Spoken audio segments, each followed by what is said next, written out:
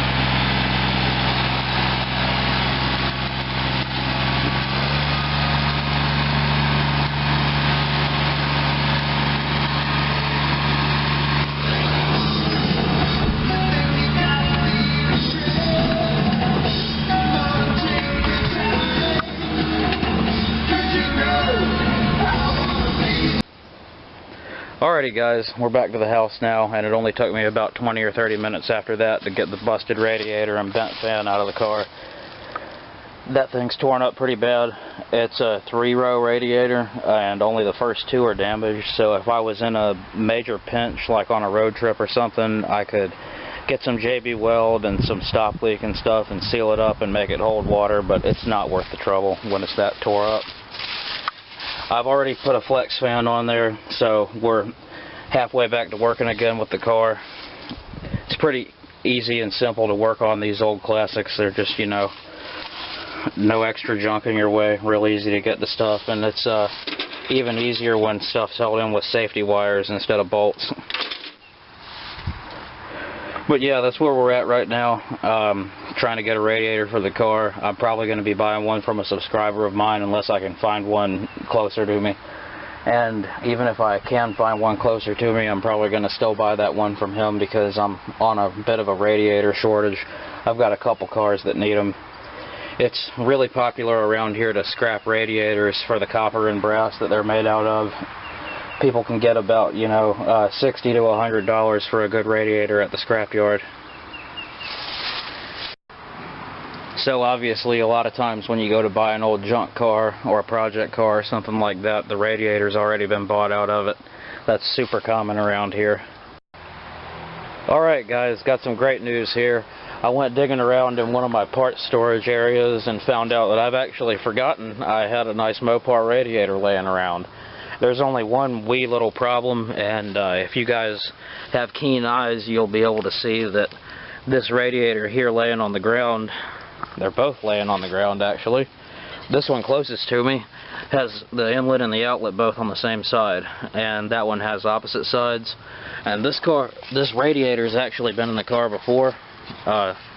Had it painted up on the top and looking decent, and the whole reason that I took the thing out is because it's got the inlet and outlet on the same side, and it doesn't flow the way that that cooling system was intended to flow, and therefore it runs about 10-20 degrees too hot. And that's not really so much of a problem anymore since I've started drilling big relief holes in my thermostats. It can get pretty hot here in the summertime, and I don't really need that much heat out of my heating systems, so I tend to help the thermostats out a little bit with an extra hole or two. Helps out a lot when you drive your cars hard. But anyhow, we've got a radiator here that we can throw in the car and get the thing drivable again. The way that I did it last time was with a 93 to 95 Plymouth Grand Voyager lower radiator hose. Those things are extremely long, and I was actually able to route the thing down under the motor and safety wire the hose out of the way so nothing punctured it, and run it right over here. And that's what we're going to do again temporarily. Still looking to buy that radiator from you, George. I'm just, you know, eager to drive my car. It's getting warm out here, and I haven't messed with the Valiant in a while. Pretty soon we're going to see what's up with this caliper, and I've got a couple different options on what to do with that. I could just do what you're supposed to do and take the thing off and take it to the parts store and get a replacement for it. Probably do both at the same time. Or I could do the hillbilly thing and cut my losses on the brake system and delete either that one front wheel or both front wheels. I know it wouldn't stop too good like that, but things would work and the car would be able to drive around without the wheel dragging in the mud.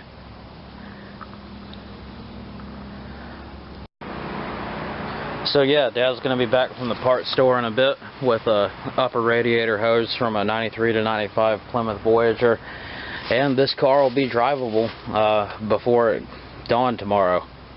Who knows, I might even drive it down the trail a little bit tonight. We'll see. Alright guys, you wouldn't believe it, but we really got to hand it to Dad, because he drove around to a bunch of different parts stores until he actually found one that had a 93 to 95 Plymouth Voyager Dodge Caravan upper radiator hose in stock. And if you guys ever need a radiator hose for a smaller engine like a 6-cylinder or a 4-cylinder or something, and you know, they don't have what you need in stock, check and see if they got one of these, because you can make almost anything out of it. And as you can see, I'm going to use one here in a minute to make the radiator hose go from one side of the engine compartment to the other. It only costs 20 bucks, by the way. That's a big plus. Made by Gates too. They're a quality manufacturer. I trust a lot of their belts and hoses and stuff like that. Hoses, not hose. So yeah, give me just a minute guys and I'll have that thing installed.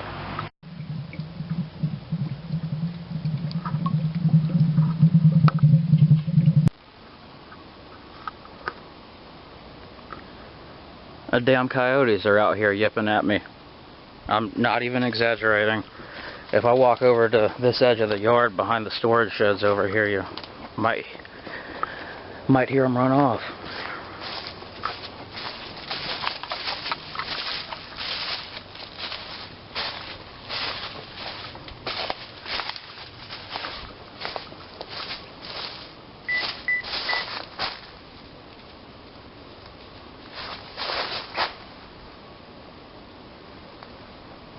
I don't know if you heard that, but something just took off running over there. My light's not anywhere near powerful enough to get on it.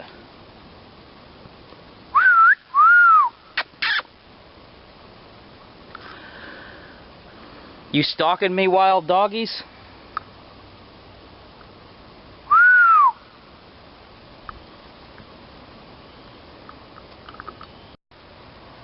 Alright, check it out guys. There's the new cooling system all hooked up and ready to go.